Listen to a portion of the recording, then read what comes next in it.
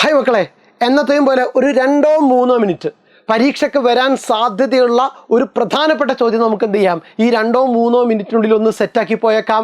എല്ലാവരും റെഡിയല്ലേ? കളിയച്ഛൻ ജനിക്കുന്നു എന്ന പാഠഭാഗത്ത് നിന്ന് പരീക്ഷയ്ക്ക് വരാൻ സാധ്യതയുള്ള ആ ചോദ്യം നമുക്ക് എന്ത് ചെയ്യാം, പരിചയപ്പെടാം. ഉള്ളം കയ്യിൽ സമുദ്രമെടുത്ത് ആചമിച്ച അഗസ്ത്യനായി വാര്യർ ആ മഹാസദസ്സിൻ്റെ വേദിയിൽ ജ്വലിച്ചു.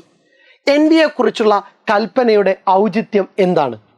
ഉള്ളം കയ്യിൽ സമുദ്രമെടുത്ത് ആചമിച്ച അഗസ്ത്യനായി വാര്യർ ആ മഹാസദസ്സിൻ്റെ വേദിയിൽ ജ്വലിച്ചു. എൻവിയെക്കുറിച്ചുള്ള കൽപ്പനയുടെ ഔചിത്യം എന്ത്?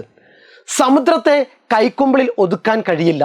ദേവാസുര യുദ്ധവേളയിൽ തൻ്റെ ഉൾഭാഗത്ത് അസുരന്മാർക്ക് ഒളിച്ചിരിക്കാൻ സൗകര്യം നൽകിയ സമുദ്രത്തോട് കുപിതനായി തീർന്ന അഗസ്ത്യൻ സമുദ്രജലം മുഴുവൻ കൈക്കുള്ളിലൊതുക്കി കുടിച്ചു കളഞ്ഞു എന്നാണ് ഐതിഹ്യം.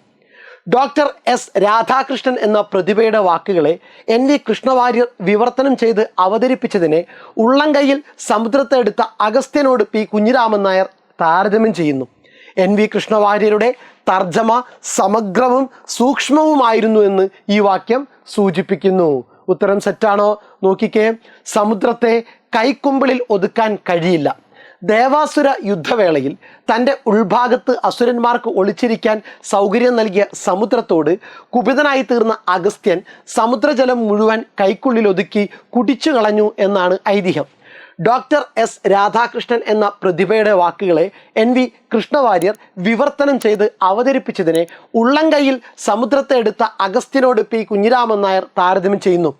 NV കൃഷ്ണവാര്യരുടെ തർജ്ജമ സമഗ്രവും സൂക്ഷ്മവുമായിരുന്നുവെന്ന് ഈ വാക്യം സൂചിപ്പിക്കുന്നു. ഓക്കെ, ഒരു 2 തവണ കേൾക്കുക, ഉത്തരം സെറ്റാക്കുക. റെഡി? Thank you.